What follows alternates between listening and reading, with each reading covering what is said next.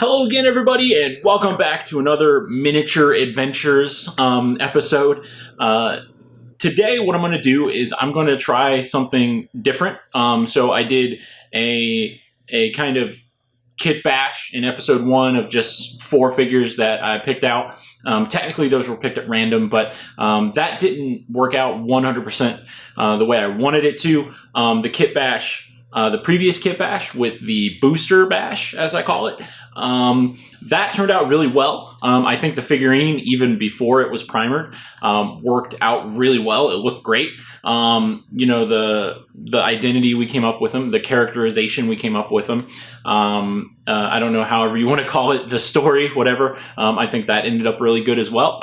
And I made some improvements to the video format, the episode format and stuff like that. So, I'm really happy with all of that, but today what we're going to do, instead of picking some out, picking some at random or doing a booster bash or something like that, what I have here is a box of a couple of different miniatures, okay? There's about 40 something, there's a few miniatures in here. What I'm going to do is I'm going to attempt to utilize some parts that I have, just loose leaf parts, but I'm going to build something based on 3 or 4 figures that I have in here, okay? I'm going to go through them. I'm going to pick them out by hand, but I'm only going to pick a couple of them, okay? So you can think of this format as kind of like a Iron Chef kind of kit bashing kind of thing, where I have some ingredients and I need to pick some of those out and put them together and create something unique. So I'm really excited for this. I can't wait to get down and start working on this. It should be really fun. Like usual, expect some different camera angles and stuff like that as I figure out the best ones to use. So just expect a little bit of difference there. But I am homing in on both lighting and camera angles and all that. So just be patient with me there. But like the last episode, we're going to go ahead and primer this afterwards. Base coat it, sorry. I don't know if, again, I don't know if those are different terms or not. I don't know how different those really are, because base coat kind of primers it. I don't know. But we're not going to paint him today. We're not going to do all of that. We're going to save that for another rainy day kind of episode. But let's go ahead and get started. You've heard enough of me talking, so let's get down and get to it. The past couple of episodes, I've actually been trying to use this missile thing that I got off of a MechWarrior vehicle, and it didn't work out. I didn't really have a good use case for it. I'm thinking of strapping these to the back of someone, but I'm not too sure if that's going to work out today. No promises, but it's worth a try. This is the box we have. It has a lot of miniatures, and this guy is the one that stood out first as far as something I can start with as far as a base. I think I'm going to try to use his hand cannon, and I'm not sure if I'm going to use his other arm, though. We'll see where this goes. We'll see where this goes.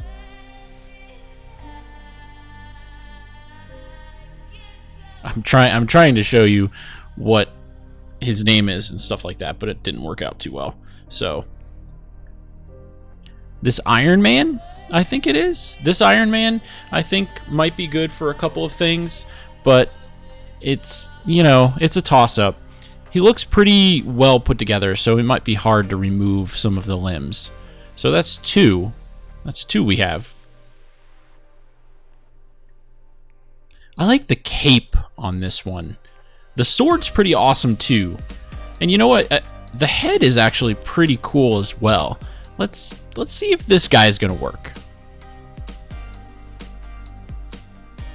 There's so many to choose from. It's hard to make a decision when you have this many miniatures to choose from.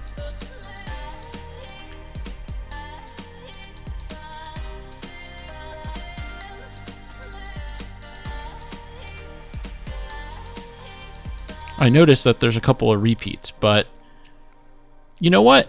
The shield is pretty awesome, and I like the sword a little. I like this sword a little bit better than the last guy's sword. So that's 4. That should be good. Let's go ahead and start to build some things. As always, I'm going to leave you with a montage and a little bit of music so you can kind of sit back and enjoy the bashing.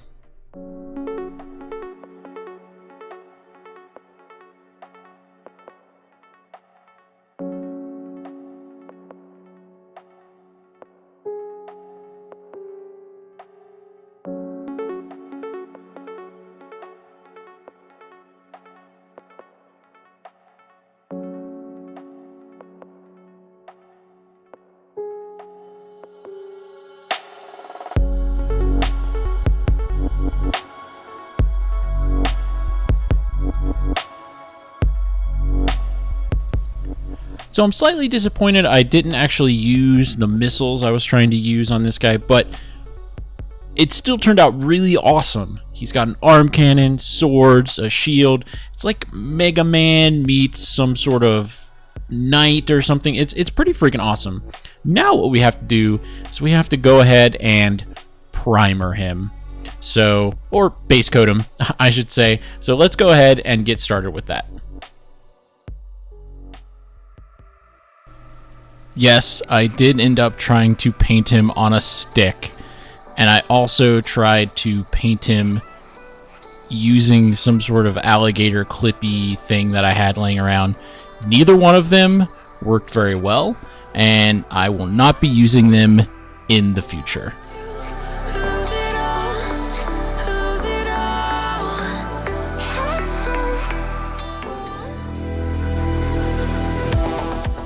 So this is Dr. Luka Gorotov. He hails from Novesburg on the central continent, and he is classified as a protector because he utilizes his decommissioned robot power armor to protect his homeland, his village, his people. So he's regarded as a hero to some, but a villain to others. And he's really kind of neutral on the alignment scale. He does whatever he needs to protect his people. And he doesn't really venture far from his people. So, this is the newest member to the Legends of Spelltech.